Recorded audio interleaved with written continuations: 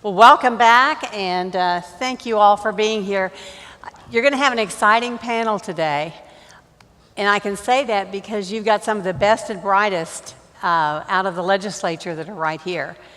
An extremely experienced group and as diverse as transportation is.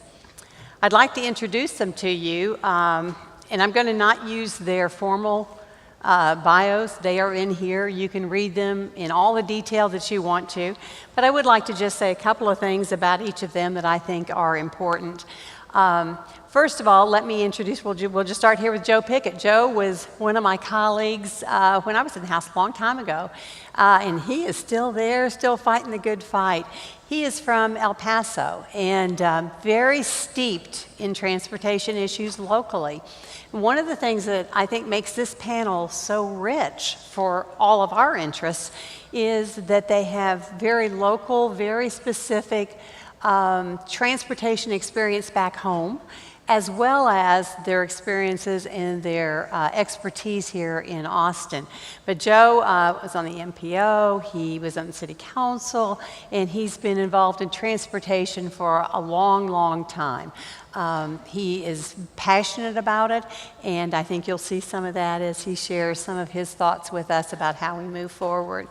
And then the second person I'd like to introduce is a new friend for me, Senator Davis, and she has not, you were elected in 2008, right? That's correct. And she serves on Senate Transportation right now, but in addition to that, she comes out of a very strong background back in Fort Worth, where she was on the City Council, you served on the Regional Transportation on the Regional Transportation Organization, Council, and so she has, again, that same background in what makes transportation work in our state. And so we welcome you. Thank you, Senator. And of course, then we have Chairman Drew Darby, long a champion of transportation. Again, another part of the state, which is what's so rich about this committee. He comes in from San Angelo. Very different issues than Wendy might have in Fort Worth. So again, the diversity of this panel, I think, is going to be extremely valuable for the dialogue today. And of course, Chair Darby he's in his fourth term on the House Committee on Appropriations.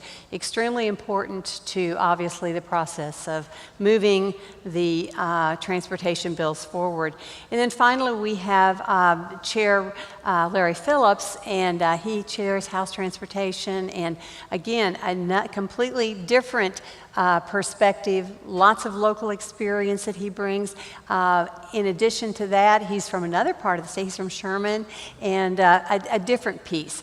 What you have is transportation, and I think everybody in this room will agree, it defies political party, it defies economic conditions, but it is the economic driver.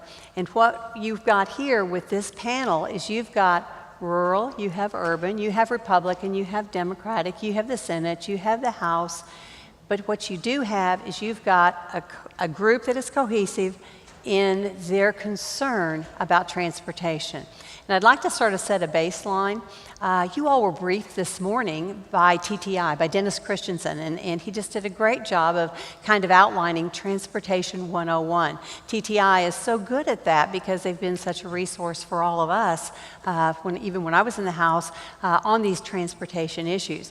And some of the givens are, and I think everybody in this room will agree, there is a transportation issue now. There's a transportation crisis. You listened to the governor just a few minutes ago outline that this is one of his priority issues for this next session. It's a priority for the economic growth of Texas. And the people in this room are the experts on, we all agree that there is a crisis. We all agree that there is a problem. You know, where we're really having this just wonderful discussion about is how do we fund it? How do we get there? We're getting pretty close on how much do we need. There have been a wealth of committees that have served up from all sorts of parts of the state about, in different industries, about what we need in transportation, but they all come to the same conclusion. We need a lot of money, and we better do it fast. And these people are going to tell us exactly how we're going to get there. So with that, I'd like to kick it off. I have just give you a real easy question first. And what I'd like you to do is just jump in if you'd like to respond. First question is, the public, I think, has really caught up on the fact, kind of segueing off of what the governor was saying, that we have a transportation issue in terms of we need a lot of money to pay for this new infrastructure, and certainly for maintaining the existing infrastructure. You all are working with, you're very seasoned now, but you're working with a legislative class that's fairly new. And the public is coming along pretty well, that transportation's a big issue, but you've got a lot of your colleagues that you've had to bring along as well. And I know that individually, probably all of you, have done what you can to help bring those people along and let them see the very, transportation is extremely complex, and you have done your part. Do you, what is your sense of your colleagues' overall awareness of the funding crisis in transportation? Are they getting it? Are they up to speed? Is there anything the people in this room can do to help? I'd like to hear your perspective on that, because as far as we're concerned, that's a top priority for us. Well, I guess I'll go first. Thanks. It's good to be here with this group. I didn't know this group existed till I started doing some research, and this is a very influential group, and it's wonderful to be a part of this panel today. On the topic of our colleagues and their understanding of the transportation issues, it's easy for them to be deceived, and the general public to be deceived, because they've seen a lot of construction. And why have they seen a lot of construction? It's because we've used our credit card. Since 2001, we've issued about $17 billion worth of transportation indebtedness. And then, of course, we had the ARA funding stimulus that moved a lot of billions of dollars into the construction. And so I think Chairman Phillips has used this in the past, and I'll borrow from it, is cone fatigue. They see a lot of construction going on. I think Tarrant County has the most construction projects, right, Senator Davis, in the country going on right now. And so when they see all that construction, all their roads torn up, and they go, "What do you mean we have a transportation funding crisis?" Well, guess what? We've maxed our credit card out.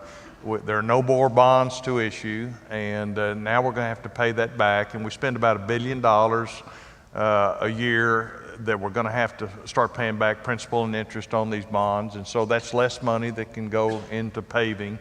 That combined with we've gotten 5 million more people moving to Texas. We've got a lot more congestion, a lot more cars, and those cars are getting better and better gas mileage, which means less and less fuel tax dollars proportionally. So we have a perfect storm. We have a lot of construction projects out. We have a rather static a stream of money that has been frozen since 1991 on the gas tax and since 1985 on vehicle registration fees. But yet people are lulled into the false sense of security that we've got money for roads. We're going to see that stop. According to the information that we understand, there will be no new money in the state's budget for new roads in Texas after 2015. We'll have barely enough to keep the roads in least acceptable condition as a category on the paving scale, quality scale. So Drew, let me ask you this. I mean, gas prices are so high. I mean, aren't we just raking in a bunch of money on that gas tax? Well, thank you for that loaded question. So we have a dog and pony show.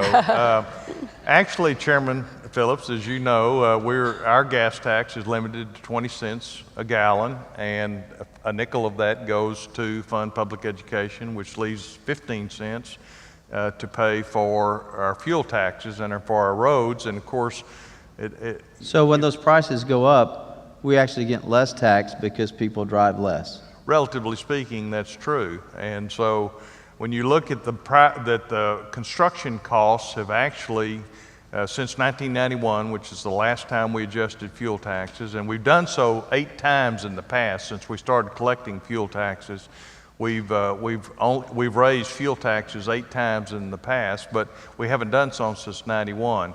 The construction value of $1 today is only 62 cents, what it was in 1991. So we have a perfect storm in how we fund transportation. And Let me make sure I'm clear on this for our audience. What you're saying is that in 2 years, there will be no new construction if things stay as they are. Right. It's not even 2 years, it's this year. In the current budget, there's less money for new construction cash than we have appropriated to pay the debt on the credit cards that Mr. Darby's talking about. right. There's about $2 billion in the budget to pay debt, and there's about $1 billion for new construction in the current budget. Yeah, and Judy, what we've seen is the local community stepping up to the plate. And you can talk about Tarrant County, where Senator Davis is from. Throughout North Texas, it's a great example. And those of y'all from North Texas ought to be proud of your leadership that have taken the money, whether it's on the credit card or not. And I'm glad we have done all of that investment, or we would be in a big, big trouble. I'm glad we've invested in that, and we're going to get through trying to figure out how to pay that out, which is the challenge we go through. But your local communities, in some areas, have decided to step up to the plate and take the $2 or $3 billion over this last 10 years and turn it into 11 to 15 billion or more by some of the tools that have been created by the legislature. And so that's why we see all of that construction, because of that, and because local communities have started coming together and do that. But it's hard because of the cones, so to speak, for some of the members to say, what do you mean there's no more money? And that's the new members in that education. Because what a lot of us, especially when we're new, especially those of us that come from more conservative areas or backgrounds and say, you know, they've just got all that money just sitting up there, they're just spending, and there's a whole lot we can go after. And so when you divide the pie up of the budget, there's not that much general revenue that we have really the ability to go get for transportation, because so much of it is committed to health and human services or education, and with the growth of our population. And so a lot of the new members we hear, they came down and they said, we know you need more money, although some of them say we don't. You need more money for education, for transportation. Let's just go find it in the budget. And so I've said, okay, we're going to go find it, okay? And I'll be here all session, and you bring back, we say we have a $4 billion shortfall for budget for transportation. I believe it's closer to 7 to 9 billion to do what we really need to do to be successful.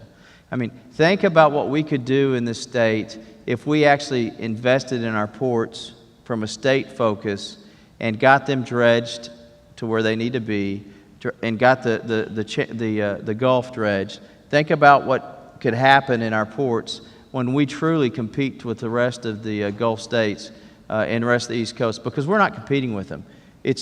Most of us don't realize the economic engine we have down there, engines throughout the Gulf Coast.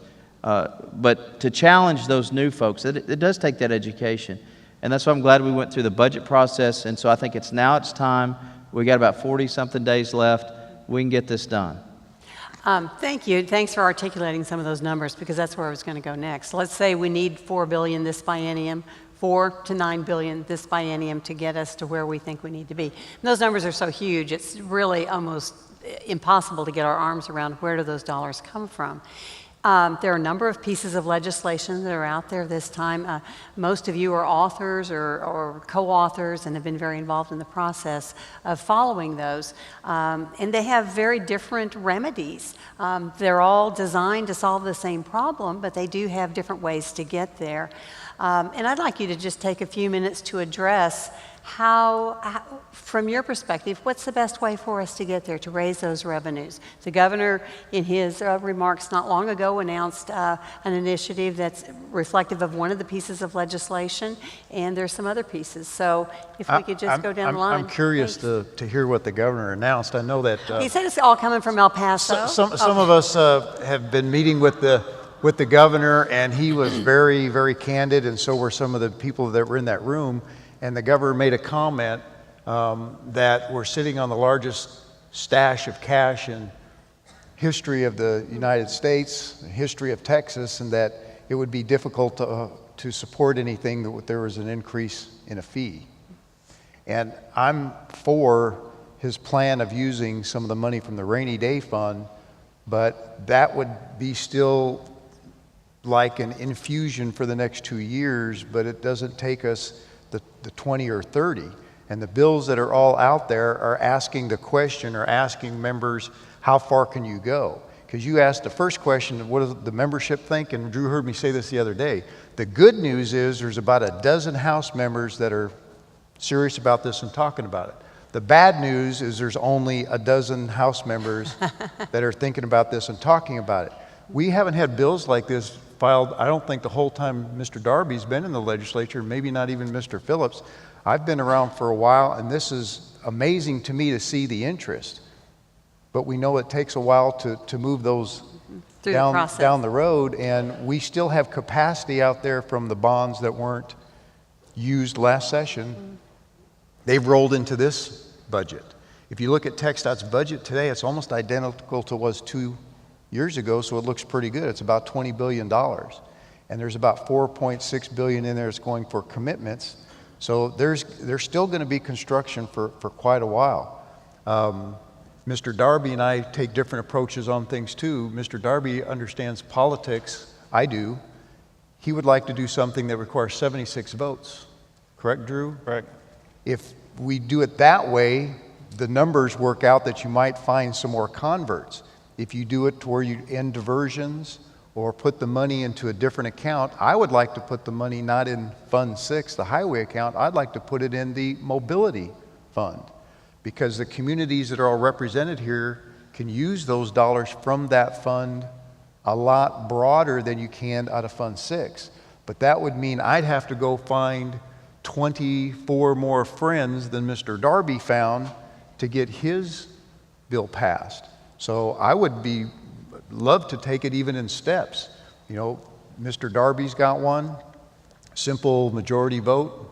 How do we go? Can we get there? And take it step at a time.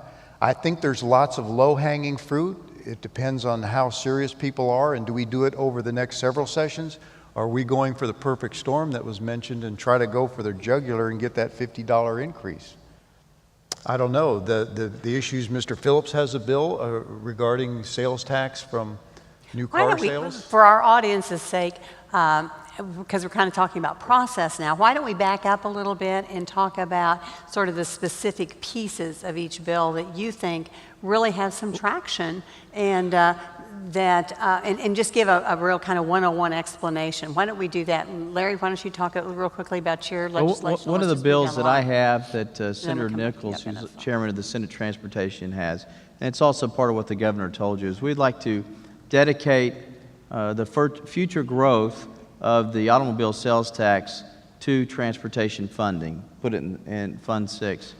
Now, that is good for transportation, and I'm all for that. And any money we can put to increase transportation is going to help our economy, take care of safety issues, deal with congestion. So I'm all for that. And you know, it's an easy vote because I'm voting to raise new taxes or raise fees. The problem is with that, it's a great thing. There's not a problem. Why did I just say that? It's my bill. There's no problem. But the concern is that the budget writers that sit there and say, currently we use that money to help pay for schools and many other things, prisons, you name it.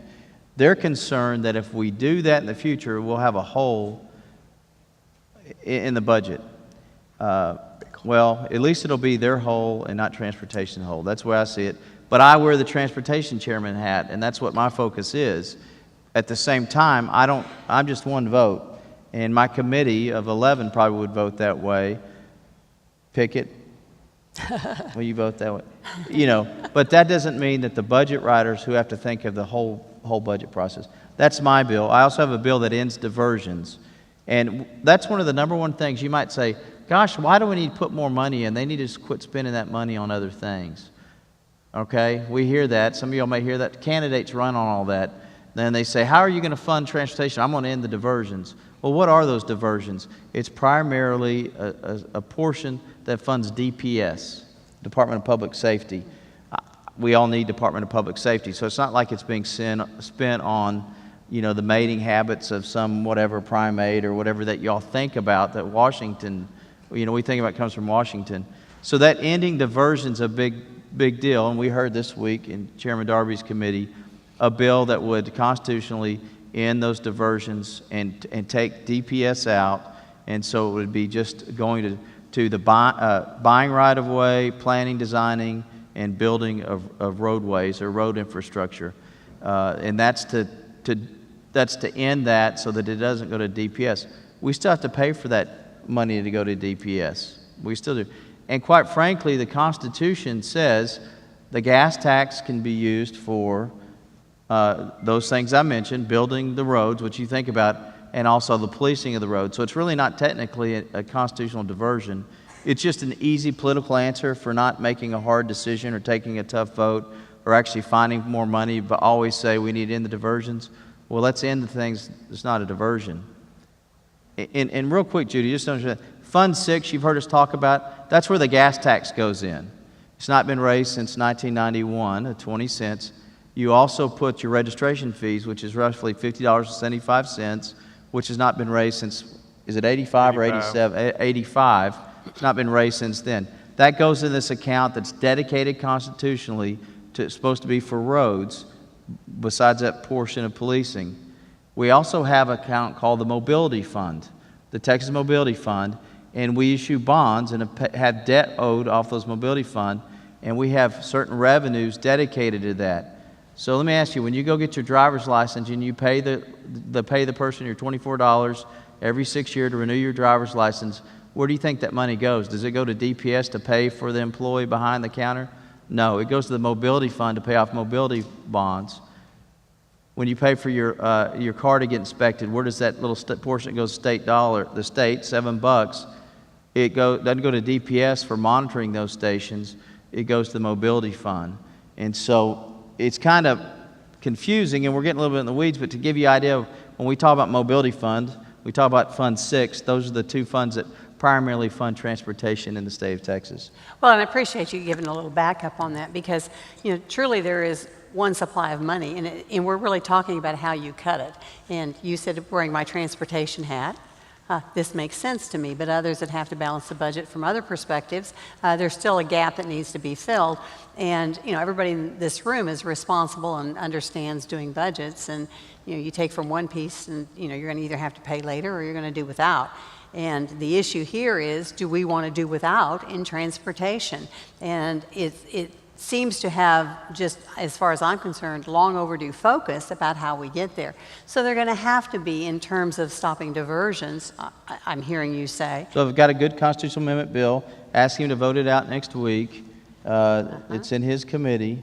And y'all can all go like this and say, that's a great... You want a little vote here? Yeah. Raise your hand if you'd like to end diversions. Everybody wants to end I think diversions. you're getting a pretty good vote. Okay. None of those bills have been heard and are even on calendars or going to the floor.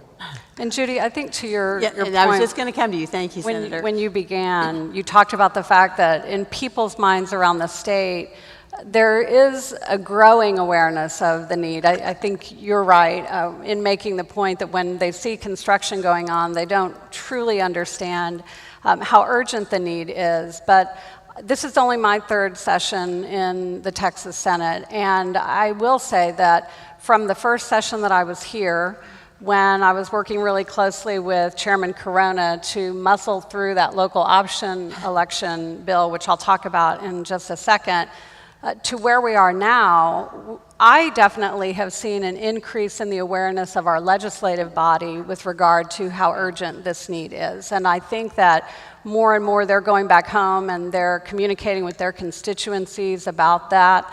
I also have a Let's End the Diversion bill. I think you're right, Chairman Phillips. It's the easiest conversation to have in some ways politically, but it's also the hardest one to have in reality because, as you pointed out, when you talk about ending diversions, there are competing interests, obviously, for those dollars. And we know in the state of Texas, we've got some very uniquely large needs in the public education arena, in the higher education arena, and in the transportation and health and human services arena. And so for the existing pool of funds to be competing against each other, which is what we talk about when we're talking about ending diversions, there's always going to be a pushback on figuring out a way to make those dollars compete against each other in a way that ultimately works. And that drives you to the conversation of creating or generating a new revenue source for purposes of funding our transportation needs.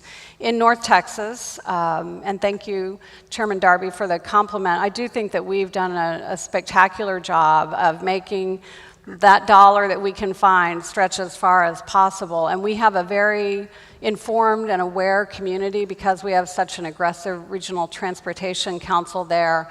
We had generated the idea of creating a local option election where our taxpayers and our communities would make decisions on whether they wanted to increase taxes in order to fund particular transportation projects. So it would be like going to a bond election where you're voting on a very specific revenue source that would be dedicated to a very specific project. And Senator Corona worked incredibly hard to move that through the Senate, and it was a good idea because it was asking voters what they wanted to see. Did they believe that our priorities should be on creating new revenue sources for transportation projects?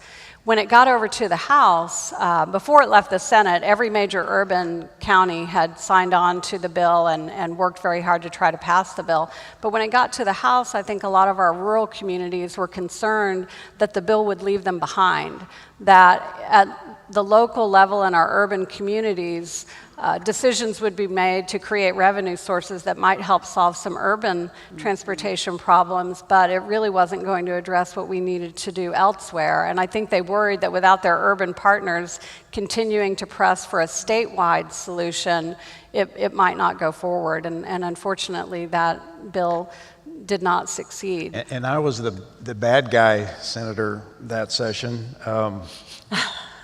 I have a picture in my office of Senator Corona and myself sitting on the edge of the floor of the House telling him the bad news that his bill was not going to make it through the House. We worked on getting that bill out of committee, and we finally got it out of committee, but the problem was we kept polling members, and as you said, some of the rural members especially, and with so many different nuances to it, people who were not engaged just looked at it as a Chinese menu of columns, and it just got to be overwhelming. There was going to be a fee on parking meters and a fee for thank you for moving to Texas. That'll be $100 fee. There was a increase in registration fees, and it just had such a hard time that and even some of the other communities that you mentioned that were testifying on the bill, there was a similar bill filed by Bexar County, and they came right after the presentation for the TLATA bill. And the first thing that came out of those House members' mouths was, we're taking everything out of the bill that North Texas had to make it simpler because we can't sell that. That was their testimony on the bill following it. So it was really, really difficult. And unless we come up with some new revenues, I know the number crunchers are looking at restructuring debt, and that's a good business sense to do. That meeting the other day that most of the people here were at, they talked about new low interest bonds, but we can't really do anything about the transportation debt we have out there. It's a good deal already. It's about 3.5%. Some of these bonds, because they're tax-free bonds, we can't even flip them until the year 2016. And if we were to do anything sooner, it would cost us money. We wouldn't save any money. So we really can't even restructure the existing debt. So do we take advantage of the low debt and borrow some more money? I'm going to guess and bet that this session we borrow more money. Okay, let's, we'll hold you to that bet. Let's circle I back could around. say that Yes. again. It's You a bet good what? bet. I missed that. It's a good bet. That we will. Oh yeah, we're going to borrow more money this session. That's almost a given. What I'd like to circle back around because, again, we're kind of getting, I told you transportation is a very, very complex issue, and transportation finance and funding is, I mean, this is your bread and butter, and you can see that there's such a diversity of opinion. There are a number of revenue pieces out there right now, excuse me, thoughts that people have on raising revenue. 4 billion, 7 billion, whatever number we're going to come up with, whether we get it from refinancing, however we come up with it. Stopping the diversions unless you replace the diversion, lost revenue, with something else. Would you all sort of... I want Mr. Darby to explain his what I'd like you to do is... his registration. I think of all the plans, Right. I think he's got the one that I wish most would get behind. Well, and that's what I want us to do. And what I think everybody in this room feels is we don't want these competing solutions to end up in some sort of a stalemate, so there is no solution.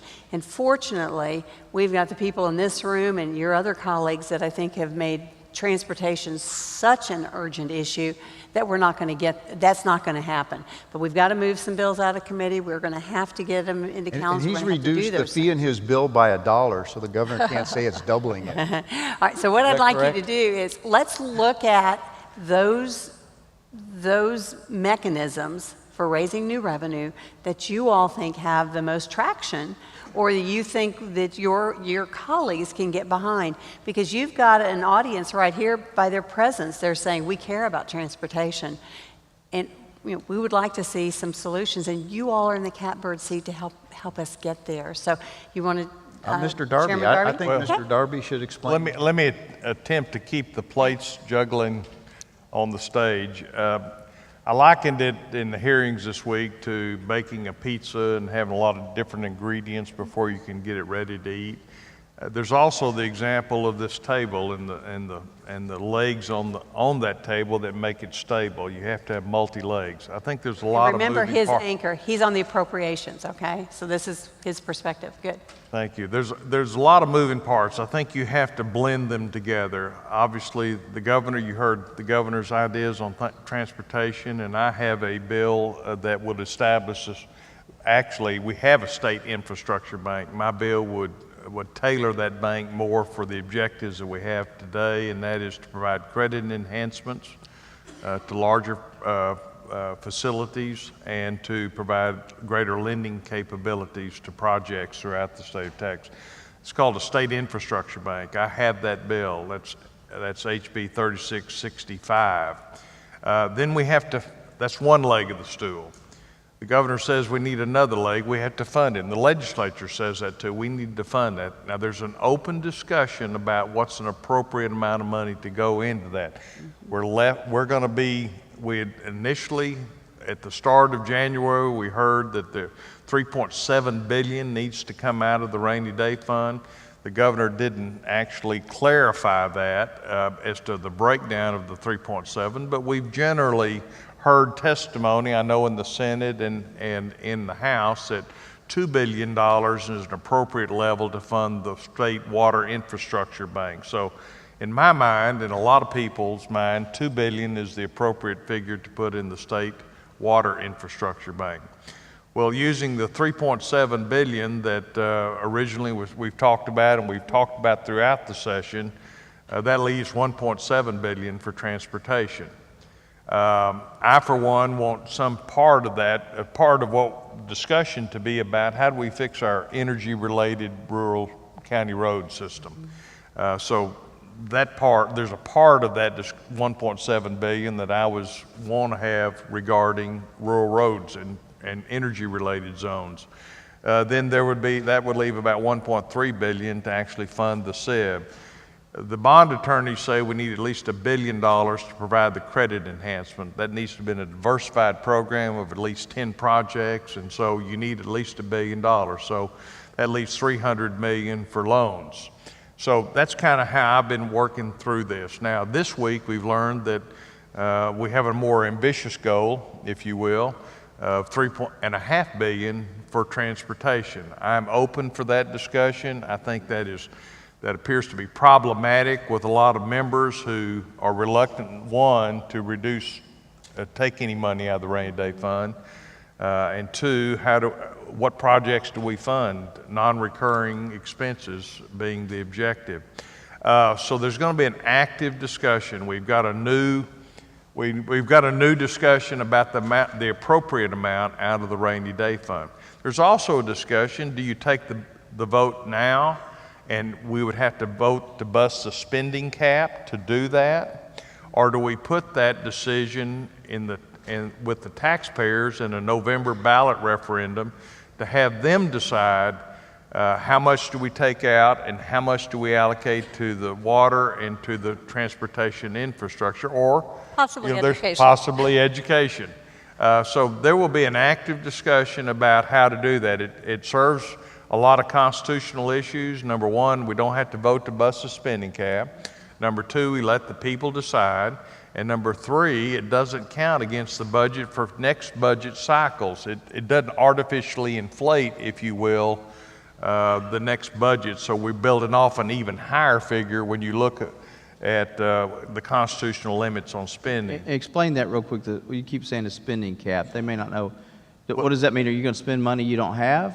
What does that mean? Or what is the spending cap? We're limited by the Constitution to population growth and inflation.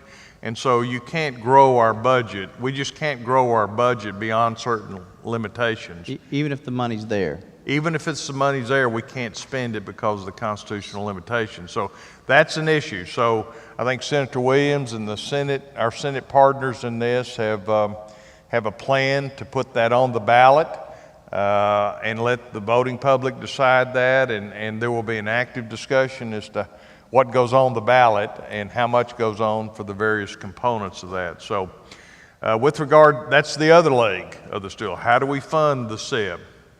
The next leg is that we've all agreed upon is ending diversions. Well, I believe in the current budget cycle, we can, by budgetary means, end diversions.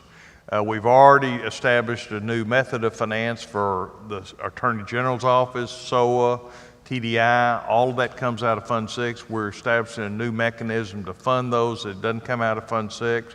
I think we have some budget latitude to maybe end diversions with the current budget. So that's the next leg on the stool. But in my opinion, all of those legs are simply eyewash if we don't address the revenue part. I would not be supportive of any of the above if we didn't address the revenue side. So I, as an appropriator, and Senator Williams and Chairman Pitts and other appropriators are worried that we have so little part of the budget in discretionary matters now that if you're simply taking and dedicating another GR dedicated account, we're moving in the wrong direction. I have filed legislation to reduce our dependency on GR dedicated accounts, to reduce our ability to use those accounts that we segregated off and put them in silos and using them to certify the budget, but yet we don't give it to the very agencies that we've raised the money for, whether it be sporting goods or TERP or petroleum storage fees or system benefit fund. We're trying to reduce our dependency on GR dedicated accounts, and yet we're going to create another GR dedicated account out of general revenue. I think where that moves us in the wrong direction.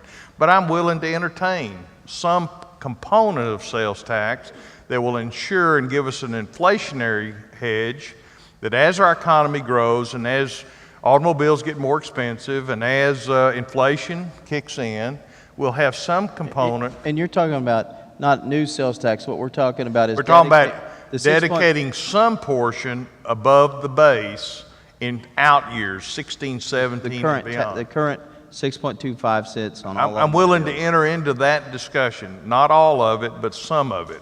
So that is still on the table. So you're But talking about the overage of, in some point, say 2016, sales tax, vehicle registration tax, or whatever, just as the governor had mentioned. Not here. registration, sales tax only. But I hadn't got to the most important part of that. Okay. And that is okay. vehicle registration. 3664 adds $30 across the board vehicle registration fee.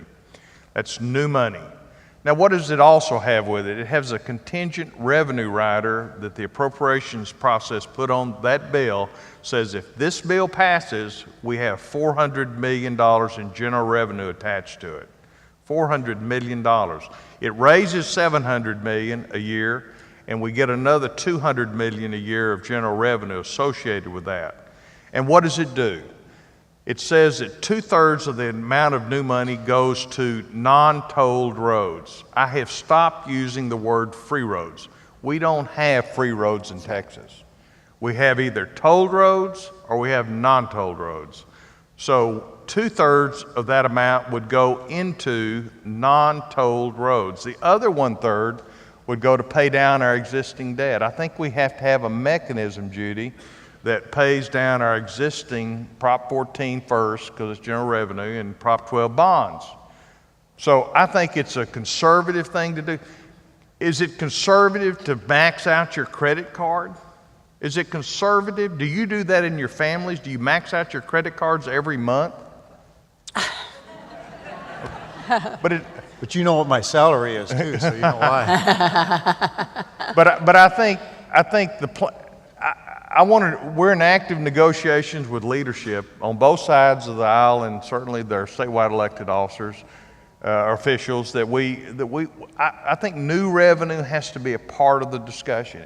We just can't keep moving the deck chairs on the Titanic and think we're making progress. The biggest fix, the quickest fix, is the part of Mr. Darby's suggestion on the registration fees. That's the crux. That's what we need to get to. And actually, there was a statement that was made that is, we haven't raised registration since 85. Well, we actually raised it last session. I bet most of you in this room don't know that. And the reason you don't know that is you're successful business persons and you drive a new car every year. But if you drive a 6-year-old vehicle in the state of Texas, 2 years ago you were paying $40 for your registration. Last session it went to $50. If you had a new car, you were paying $58. It went down to $50. We equalized the fees.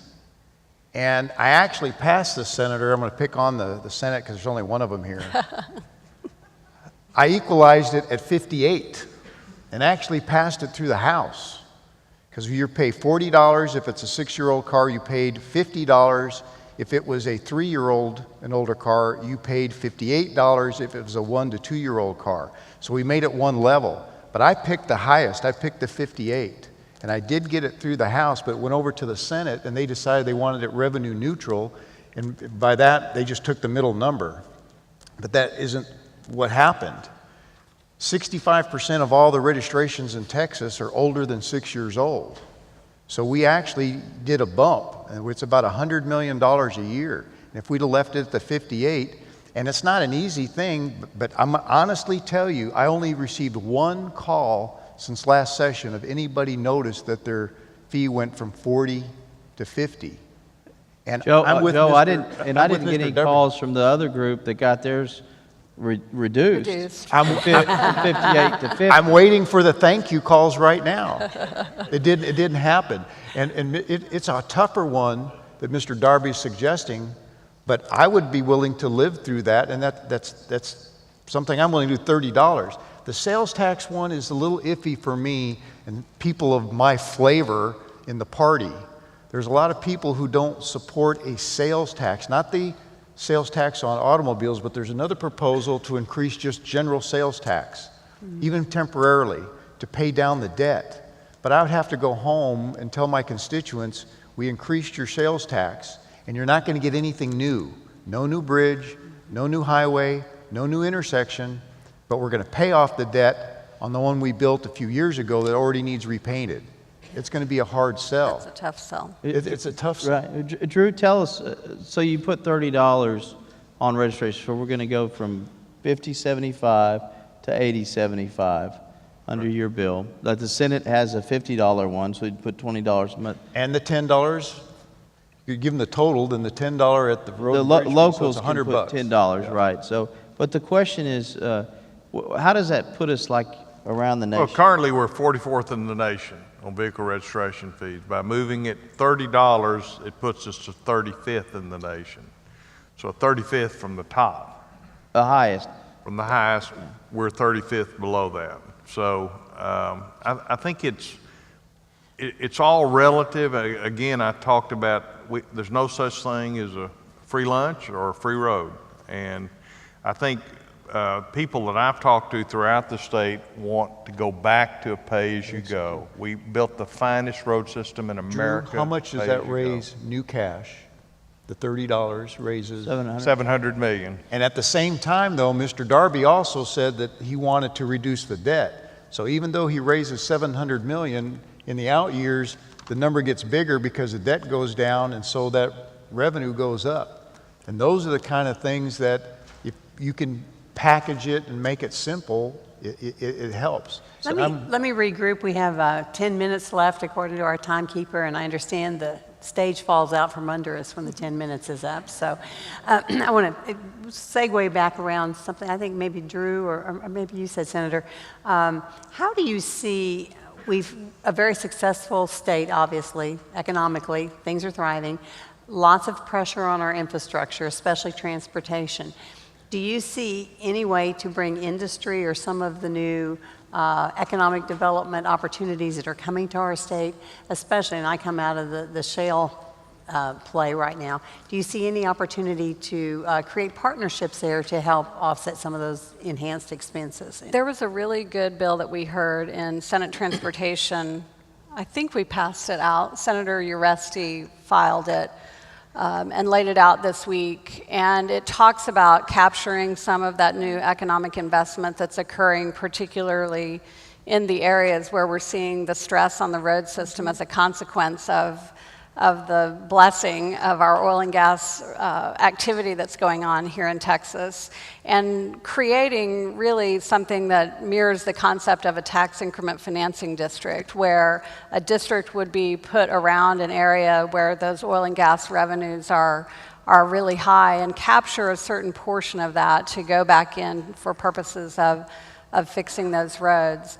The other good thing that I think we're seeing, we heard this week that some of our business entities joined together in advocating for bringing real solutions to the table, and saying a lot of what you're saying, Representative Darby, about borrowing not being the conservative approach, and understanding that if we aren't investing in our infrastructure, the economic opportunity that will be lost as a consequence of that will really cost us certainly more in the long run. And I think it's the realtors, Texoga, Texas Association of Business, the builders have all come together, and they've put a solution or a set of solutions on the table that they're asking us to consider. And I think that's an important driver. When you have your business community saying, we expect and know that you need to make some hard decisions, and we'll be here to support that. In fact, we're asking you to please make those hard decisions. Senator Eltife has really been mirroring what you're saying over in the Senate, and has really kind of stepped out as a leader in saying, let's do what we should do as a state to get out of this borrowing tailspin that we find ourselves in, which of course is costing our taxpayers a tremendous amount of money. So certainly some encouraging movement in terms of the advocacy for a real solution. Well, and I think that goes back to how we started. The public and the business community and the stakeholders are very, very concerned about this issue, and so that's great. Thank you. Thanks for briefing us on that bill.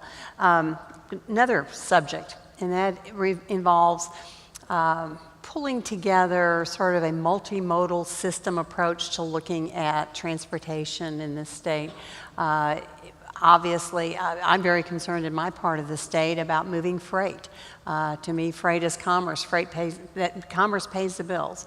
And I tend to see things somewhat simplistically, but I mean, to me, that's the economic driver. And so there's a huge new emphasis on freight movement and the impact, obviously the Panama Canal, but many other things, as many as 100 more semis a day on just your section of the road. So how do you see all of these pieces playing together in a system approach, and especially in how we move freight?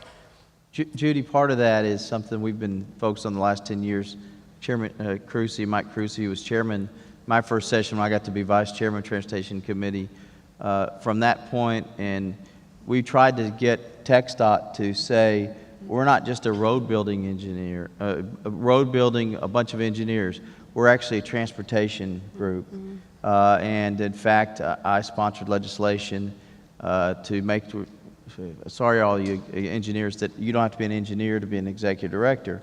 Not so much that you can't have engineers that will be great executive directors, and we do, but it was that focus on, because when we first got here, everything was like a blueprint of roads, and we said, no, step back and say, what do we do? And that's at multimodal. They now have a rail division, which is something that throughout all of the last 7 years to push them to do that, and now with the emphasis of the port, they now have a maritime division, which is something that's how you get them to look. They had an aviation division kind of off to the side for general aviation, which have always done a great job, but that integrated approach is what we've got to do. And we've got to work on our ports and work on our inland waterways so we can keep things off the roadways. And we've got to get these rail crossings, grade separations, work with our railroads to find out how can we have safer roads and where traffic doesn't have to stop, because those railroads get to go. And when you have railroad crossings and signs, I mean, the rail crossings, those are dangerous in those congested areas. And also, can we get some of our rails to move outside of those congested areas and provide the safety? So you're exactly right. We've got to be multimodal. It's not just about roads. Anybody else, or are we good on that one? All right, we have just 7 minutes, the pink sign tells us. So what I'd like to do is give each of you a few minutes to kind of close, and I'd like you to summarize for this group what it would look like, sine die, for you to go back to your constituents and say, we had a tremendously successful session in transportation funding. What's it going to look like? What's the speech you want to be able to make when you go back to your chambers of commerce and say, yes, this session, what is this, 83rd? This is one heck of a great session. We really, really did a great job for transportation. What would that look like? I gave that speech before I got here. I said, hi, I'm Joe Pickett. I'm from the government. Trust me. Well, I've trusted you for 20 years, so that's an easy one. I mean, I think the people here understand more than most. I mean, your question is really, really, really tough one. I said already earlier that I think what's going to come out of this session is we kick the can down the road. I think we borrow some more money. There's some low-hanging fruit that I'm hoping to say at the end of the session that we grab that's hundreds of millions of dollars. It's not billions. But if we're only appropriating $1 billion now in cash for new construction, I think that would be a win. So I'm hoping I get to go back and tell my Chamber of Commerce there was money from the rainy day fund that I'm hoping a lot of that is used for non-tolled projects. We were able to pass some bills that are going to increase the dollars going into Fund 6 by hundreds of millions. Whether I can be able to say that we got them $1 billion in new funds this session, I'm not sure that that's going to happen, but I'm going to work on that. You're going to keep that quiet here because I got to go back and convince Drew and Mr. Phillips and the senator's colleagues that we are behind something, and we need to get one of them moving. But it's still tough, but we're much, much, much better off than we were 2 years ago as far as the discussions. Well, that's encouraging. I wish you would have come up with billions, but Senator? Well, I think the first thing I'd want to be able to look my constituency in the eye and say is that those constitutionally dedicated funds that we have today are now going to go for that intended purpose. I think that's the most important first thing to be able to say. And in part, I think we'll get there this session, but not completely there. Because if we're going to ask our voters to trust that we're making good decisions on their behalf, they want to know that the promises that we're keeping the promises that we're making are being kept. That's a first move, I think. Make sure that they trust that the promises we made in the past are going to be restored. And then what I would hope I don't have to say to the district that I represent is that the only solution that we came forward with was a ballot initiative to ask our voters to support $3.5 billion, which is the proposal that came out of Senate Finance yesterday, for a transportation revolving loan fund bank. Because all that does, unfortunately, is push that borrowing pressure down to the local level. And Senator Eltife made this point when the bill rolled out in Senate Finance yesterday, that it's simply substituting another version of making sure that borrowed money is going to be the revenue source for solving our transportation problems in the state of Texas. What number Not would at you all like to see conservative. in terms of new revenue? Well, what TxDOT said yesterday, TxDOT told us, and they've said this all session long, that in order for them to keep current with their maintenance requirements and with ongoing need, they need $4 billion in the budget, and they aren't going to be able to get that this time. You don't think so? Unless you can pull off a miracle over there in the House. Working. I doubt it. Chairman Darby? You know, when I came to the session, I had three objectives. One, we needed truth in budgeting. Two, we need to fund our water plan. And three, we need to adequately fund transportation. Those are my objectives. I don't consider this is going to be a successful session unless we satisfy all of those goals. What do we need to do on transportation? We heard some good testimony, and the folks in this audience from Austin, you ought to be pleased and concerned about where we are in transportation funding. One of the examples from the Austin Chamber of Commerce was that we had a new company moved in, Hanger Orthopedics. They moved from Bethesda, Maryland. They moved because of quality of life and being able to get to and from their jobs in a reasonable amount of time and have time left for their families. They have informed the Austin City Council that they have not met that objective, that they have the same traffic problems here on I-35 than they had in Bethesda, Maryland. They're concerned about that. We're not going to get an expansion out of some of the other businesses that moved here to find that quality of life, and they're not getting it. So we have to address our transportation funding. There's going to be an active discussion in the legislature and with the statewide leadership about what's an appropriate level of funding and what we can and can't do. I don't want to commit to a dollar amount, but I will commit to you that we're going to work hard in the remaining days of this session to come to a consensus that will fund water and that will fund our roads and will give us more truth in budgeting. And of course, I'm a huge proponent of public education and making sure we adequately fund public education. So that we got a lot of work to do. Those pies are spinning on the end of a stick right now. We've got to build this stool that Texas can sit in it.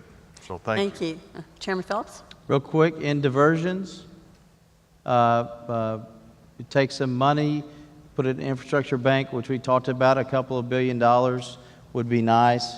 The 3.5 would be wonderful from a transportation point of view, so that we can work with our local communities who are having to do the lion's share of the work now in a lot of these areas and being creative.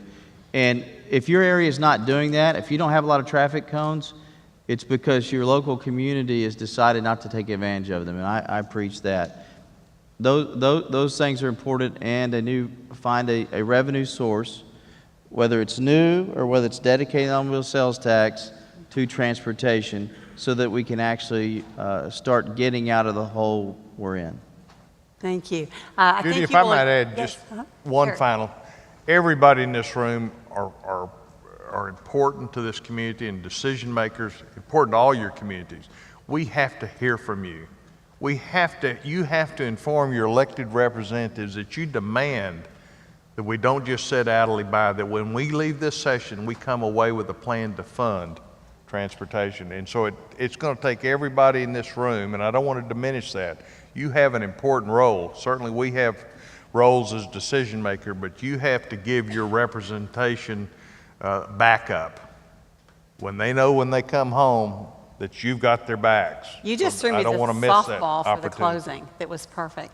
And what I'd like to do is, how many of you in this room have served on some sort of a transportation committee, MPO, in some sort of city council, an elected capacity, in some sort of a transportation, moving the road ahead? How many of you have served? Raise your hands.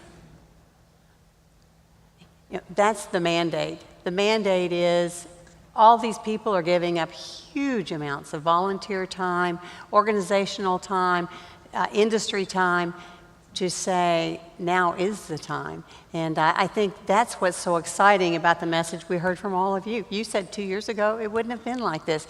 I mean, you're amazed that we're as far along as we are. I mean, you bring this huge experience from Fort Worth and all of those pieces, and you know, you've successfully put together community models. So what we're seeing is transportation is moving forward, and thanks to the leadership of the people up here on this dais, I can't tell you thank you enough for being here today and sharing your expertise with us. Let's give them a big round of applause.